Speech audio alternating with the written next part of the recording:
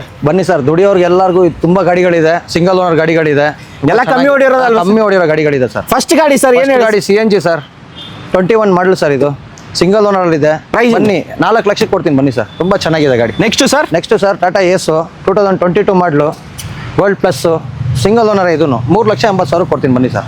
Next ಗಾಡಿ 17 ಮಾಡಲು ಬಲೋರೋ sir, ಇದು ತುಂಬ ಚೆನ್ನಾಗಿದೆ ಗಾಡಿ. ಒಂದು 4 ಲಕ್ಷಕ್ಕೆ 4.5 ಕೊಟ್ಬಿಡೋಣ ಬನ್ನಿ ಸರ್. ಬಲೋರೋ 1.3 ಇದು ಒಂದು 6.5 ಲಕ್ಷಕ್ಕೆ ಕೊಟ್ಬಿಡೋಣ ಬನ್ನಿ ಸರ್.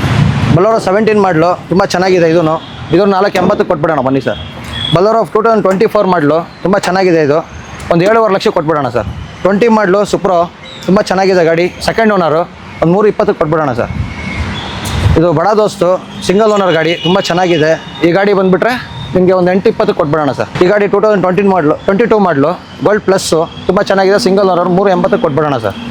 2022 ಮಾಡಲು 1.4 ಇದು ಬಲೋರೋ, ಒಂದು 7 ಲಕ್ಷಕ್ಕೆ ಕೊಟ್ಬಿಡೋಣ sir. Container vehicle sir. Next V50 sir, ಇದು ಸಿಂಗಲ್ ಓನರು, ಇದು ತುಂಬ ಚೆನ್ನಾಗಿದೆ, ಸಿಂಗಲ್ ಓನರು, ಡಾಕ್ಯುಮೆಂಟ್ ಎಲ್ಲ ಫ್ರೆಶ್ ಆಗಿ ಸಿಗುತ್ತೆ, ಒಂದು 6.5 ಕೊಟ್ಬಿಡೋಣ ಸರ್. ಈ 23 ಮಾಡಲು ಸಿಂಗಲ್ ಓನರ್, ಇದೂ ಕಂಟೈನರ್ ಇದೆ, ತುಂಬ ಚೆನ್ನಾಗಿದೆ ಗಾಡಿ, ಸಿಂಗಲ್ ಓನರ್, ಡಾಕ್ಯುಮೆಂಟ್ ಎಲ್ಲ ಫ್ರೆಶ್ ಆಗಿ ಬರುತ್ತೆ, ಟೈರ್ ಹೊಸದಾಗಿ ಕೊಡ್ತೀನಿ, ಒಂದು 7 ಲಕ್ಷಕ್ಕೆ ಕೊಟ್ಬಿಡೋಣ ಸರ್.